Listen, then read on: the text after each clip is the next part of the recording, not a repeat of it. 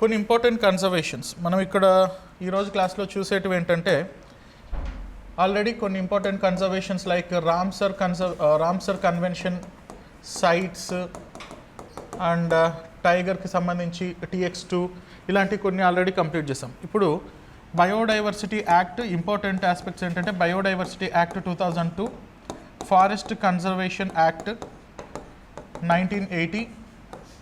ఎందుకు ఇవి ఇంపార్టెంట్ అంటే ఈ మధ్య ఫారెస్ట్ కన్జర్వేషన్ యాక్ట్ 1980 న్యూస్లో ఉంది. దీనికి అమెండ్మెంట్ చేశారు ఈ మధ్య. ఫారెస్ట్ కన్జర్వేషన్ యాక్ట్ అమెండ్మెంట్ 2023 ఇది న్యూస్లో ఉంది. సిమిలర్లీ బయోడైవర్సిటీ యాక్ట్ కూడా అమెండ్మెంట్ వచ్చింది 2022. అమెండ్మెంట్ రావడంతో పాటు ఇది న్యూస్లో ఉంది. ఈ బయోడైవర్సిటీ యాక్ట్ అమెండ్మెంట్లో భాగంగా కొన్ని కొత్త ప్రావిజన్స్ తీసుకొని వచ్చినారు. ఆ ప్రావిజన్స్కి అగేన్స్ట్గా సుప్రీంకోర్టు, నేషనల్ గ్రీన్ ట్రైబ్యునల్ కొన్ని అభ్యంతరకరమైనటువంటి వ్యాఖ్యలు చేసిందనమాట. అంటే కొంచెం కఠినంగా మాట్లాడింది. కాబట్టి ఆ కంటెక్స్లో ఇవి important. And one more important international convention on biological diversity. So this is also important. మీకు అక్కడ నేను ఇచ్చిన మెటీరియల్ కొంచెం కాంప్రహెన్సివ్గా ఉంటుంది, ఎందుకంటే అది టెక్స్ట్ బుక్కి తయారు చేసిన మెటీరియల్. దాంట్లో కొన్ని ఇంపార్టెంట్ పాయింట్స్ నేను చదువుతూ ఇంపార్టెంట్ పాయింట్స్ వచ్చినప్పుడు స్ట్రెస్ చేసి చెప్తాను, అవి మాత్రం అండర్లైన్ చేసుకోండి. Okay. So coming to this convention on biological diversity CBD 1992. So 1992లో మనకు రియో అర్త్ సమ్మిట్ జరిగింది. రియో ఎర్త్ సమ్మిట్ బ్రెజిల్లో రియో ద జెనైరో అనే ప్లేస్లో రియో అర్త్ సమ్మిట్ జరిగింది. ఈ అర్త్ సమ్మిట్లో 3 ఇంపార్టెంట్ డెసిషన్స్ తీసుకున్నారు. ఇంపార్టెంట్ డెసిషన్సే కాదు, అండ్ అర్త్కి సంబంధించి అర్త్ క్లైమేట్ చేంజ్, బయోడైవర్సిటీకి సంబంధించి చాలా ముఖ్యమైనటువంటి ఆస్పెక్ట్స్ అనమాట అవి. 1992లో తీసుకున్నటువంటి ఈ ఆస్పెక్ట్స్లో ఒకటి యుఎన్ఎఫ్సిసి అంటే United nations framework convention on climate change. UNFCCC గురించి మళ్ళీ మనం ఇలాబరేట్గా మాట్లాడదాం. యుఎన్ఎఫ్సిసికి జరిగినటువంటి కాన్ఫరెన్సెస్ ఏంటి, ఆ కాన్ఫరెన్సెస్ ఎప్పుడు జరిగినాయి, ఏ కాన్ఫరెన్స్లో ఏ ఇంపార్టెంట్ డెసిషన్ తీసుకున్నారు, ఈ ఆస్పెక్ట్స్ మనం చూద్దాం.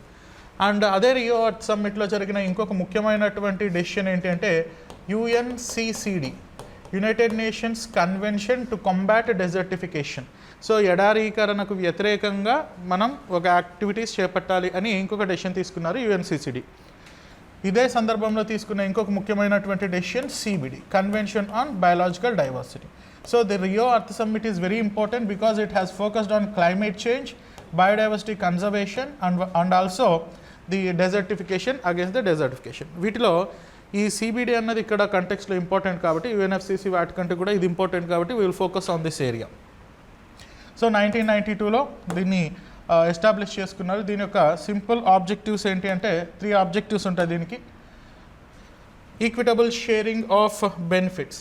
So equitable sharing of benefits arising out of genetic resources. So ఈ బయోడైవర్సిటీ వలన మనకు వచ్చే రకరకాలైనటువంటి బెనిఫిట్స్ ఉన్నాయి. Economical benefits, ecological benefits. So వీటన్నిటిని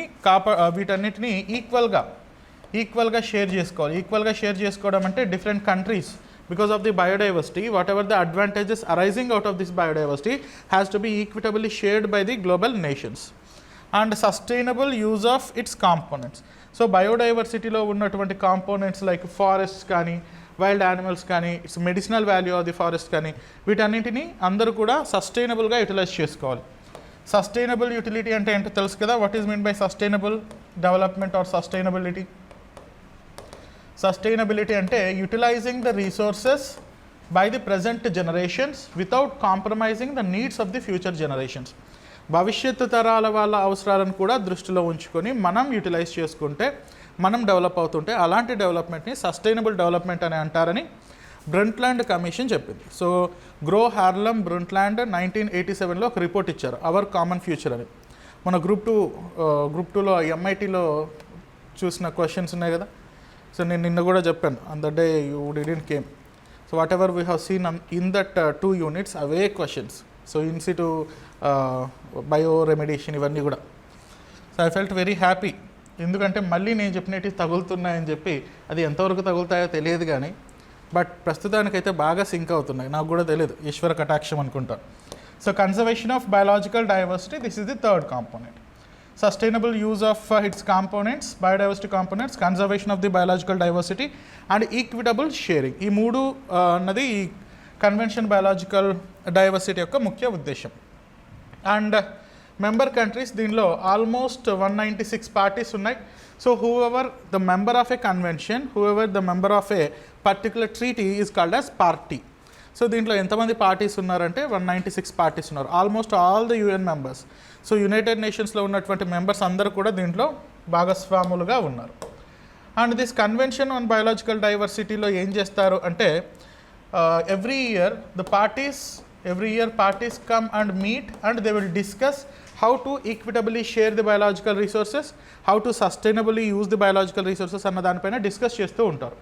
but the global communities has been placed at different economical conditions. ప్రపంచ దేశాలన్నీ కూడా ఒకే రకమైనటువంటి ఆర్థిక పరిస్థితుల్లో ఉండవు. Some of the countries are developed, some of the countries are developing, some of the countries are underdeveloped, some of the countries are poor. So ఇలా రకరకాల conditions ఉండడం వలన మెంబర్స్ వచ్చి మాట్లాడుకున్నా సరే ఒక నెగోషియబుల్ డెసిషన్స్ అన్నది తీసుకోలేరు. ఎందుకంటే కొన్ని కంట్రీస్ ఒప్పుకోవు, కొన్ని కంట్రీస్ ఒప్పుకుంటాయి. కాబట్టి ఇలా ఎప్పుడు కూడా డిస్కషన్స్ జరుగుతూ ఉన్నాయి.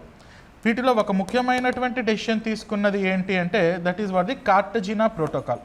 సో 1995లో నుండి ఇది ఇంప్లిమెంటేషన్లోకి వస్తాయి. This CBD has been decided in 1992. It came into force from 1995 and after 5 years, after 5 conferences, this protocol has been signed. This is called as Cartagena Protocol. Cartagena Protocol 2000లో adopt చేసుకున్నారు and it came into force in 2003. So ఈ Cartagena ప్రోటోకాల్లో జరిగే దీంట్లో ఏం decide చేసుకున్నారంటే biosafety, living modified organisms. So living modified organisms వలన వచ్చే పొటెన్షియల్ రిస్క్ని మనం తగ్గించాలి అని నిర్ణయించుకున్నారు. సో బయోడైవర్సిటీకి దీనికి ఏంటి సంబంధం? బయోడైవర్సిటీని కాపాడాలి అన్నారు, అది ఓకే. బట్ ద బయోడైవర్సిటీని పెట్టుకొని దీనిలో బయోసేఫ్టీ ఏంటి అంటే బయోడైవర్సిటీని కాపాడడం అంటే ద న్యాచురల్ ఎగ్జిస్టింగ్ స్పీసీస్ని కాపాడాలి. సో సహజ సిద్ధంగా మనకున్నటువంటి జాతుల్ని మనం కాపాడాలి. కానీ మనం ఏం చేస్తున్నాం, హైబ్రిడైజేషన్ లాంటి వాటి వలన living modified organisms, LMO, living modified organisms అంటే ఏంటి అంటే ఆర్గానిజమ్స్లో జీన్స్ని చేంజ్ చేసి వాటిని మనకు అవసరం ఉన్నటువంటి రీతిలో మనకు కావాల్సినటువంటి ప్రొడక్టివిటీ ఇచ్చే విధంగా ఆర్గానిజమ్స్ని మాడిఫై చేస్తే అలాంటి వాటిని లివింగ్ మాడిఫైడ్ ఆర్గానిజమ్స్ అని అంటారు. ఇలా లివింగ్ మాడిఫైడ్ ఆర్గానిజమ్స్ తీసుకురావడం వల్ల ఏమవుతుందంటే రాను రాను ఈ మాడిఫైడ్ ఆర్గానిజమ్స్ని, మాడిఫైడ్ స్పీషీస్ని ఎస్పెషలీ అగ్రికల్చర్లో పెంచడం వల్ల ఏమవుతుందంటే నార్మల్గా ఉండే నేటివ్ స్పీషీస్ అన్నవి తగ్గిపోతాయి. సో మనకు మార్కెట్కి పోయామనుకోండి, హైబ్రిడ్ టొమాటోస్ ఉంటాయి, నాటు టొమాటోస్ ఉంటాయి. హైబ్రిడ్ టొమాటోస్ ఎక్కువ షెల్ఫ్ లైఫ్ ఉంటుంది, చూడడానికి బ్రైట్గా ఉంటుంది, ఎక్కువ పల్ప్ ఉంటుంది. దీంతో ఏమవుతుందంటే రాను రాను వీళ్ళు నాటు వెరైటీస్ని వదిలేసి లివింగ్ మాడిఫైడ్ ఆర్గానిజమ్స్ వెరైటీస్ని పెంచడం మొదలు పెడతారు. దీంతో ఏమవుతుందంటే ఆ సహజ సిద్ధంగా ఆ ప్లేస్లో దొరికే టొమాటో వెరైటీ అన్నది ఎలిమినేట్ అయిపోతుంది. అలా కాకుండా లివింగ్ మాడిఫైడ్ ఆర్గానిజమ్స్ వలన natural varieties, native varieties disturb అవ్వకూడదు, వాటిని కూడా కాపాడాలి అన్న ఉద్దేశంతో ఈ లివింగ్ మాడిఫైడ్ ఆర్గానిజమ్స్ బయోసేఫ్టీని తీసుకొని వచ్చారు. ఎగ్జామినేషన్ పర్స్పెక్టివ్లో మీకు సింపుల్గా ఏం అడుగుతారంటే కార్టజినా ప్రోటోకాల్ దేనికి సంబంధించింది అని అడుగుతారు. కార్టజినా ప్రోటోకాల్ ఎప్పుడు తీసుకున్నారు అని అడుగుతారు. కార్టజినా ప్రోటోకాల్ దేనికి సంబంధించింది? CBD, convention on biological diversity గురించి అడుగుతారు.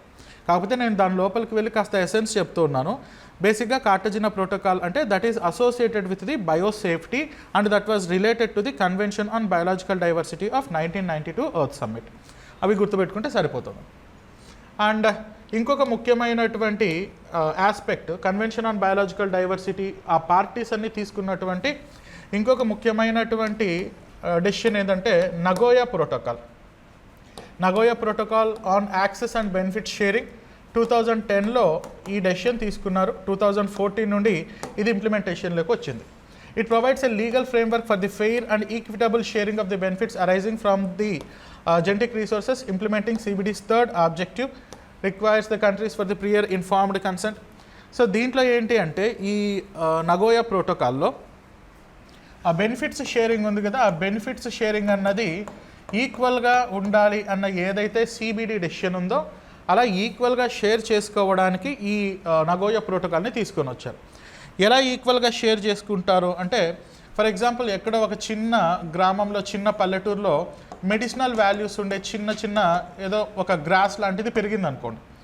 అది మనకు తెలీదు, వాళ్ళకు తెలీదు, తరతరాలుగా ఆ గడ్డిని వాడుతూ వస్తున్నారు, ఏదో ఒక మెడిసినల్ ప్రాపర్టీ ఉందని. ఏదో మూలికా వైద్యం అని, ఔషధాలని దాన్ని వాడుతూ వస్తూ ఉన్నారు. దాంట్లో ఎందుకు ఆ మెడిసినల్ ప్రాపర్టీస్ ఉన్నాయని లోకల్ కమ్యూనిటీస్కి కూడా తెలియదు. ఎవరో ఒక సైంటిస్ట్ వచ్చి దీన్ని రీసెర్చ్ చేసి దీనిలో ఒక బ్రహ్మాండమైన మెడిసినల్ ప్రాపర్టీ ఉంది, యాంటీ క్యాన్సర్ ప్రాపర్టీస్ ఉన్నాయని చెప్పి దీని మీద పేటెంట్స్ తీసుకొని దాన్ని ఇండస్ట్రీస్కి అమ్మి కోట్ల రూపాయలు సంపాదించుకోవచ్చు. అలా సంపాదించుకుంటే దాని మీద డిపెండ్ అయి ఉన్నటువంటి లోకల్ పీపుల్, దాని మీద తరతరాలుగా బ్రతుకుతున్నటువంటి ఆ లోకల్ నేటివ్ మెడిసిన్ ఇదంతా కూడా కాంప్రమైజ్ అయిపోతుంది. ఎందుకంటే ఆ సైంటిస్ట్ మాత్రమే గొప్పడవుతాడు, ఆ ఇండస్ట్రీ మాత్రమే గొప్పదవుతుంది. అలా కాకుండా ఈ మెడిసినల్ ప్లాంట్స్ పెరుగుతున్నటువంటి ఆ ఏరియా వాళ్ళకు కూడా ఆ బెనిఫిట్స్లో షేరింగ్ అన్నది ఉంటుంది. సో కాబట్టి ఆయనకి డైరెక్ట్గా ఆయనకేమి పేటెంట్ రైట్స్ ఇచ్చేయరు. సో దాని మీద వచ్చే ఆ ప్రాఫిట్స్ ఏవైతే ఉన్నాయో, ఆ బెనిఫిట్స్ ఏవైతే ఉన్నాయో ఆ లోకల్ కమ్యూనిటీస్ కూడా యూటిలైజ్ చేసుకుంటారు. అలా equitable sharing of the benefits అన్న దానికి సంబంధించి నగోయా ప్రోటోకాల్ని తీసుకొని వచ్చారు. So it was a legal framework and prior mutually agreed terms for the access of the genetic resources.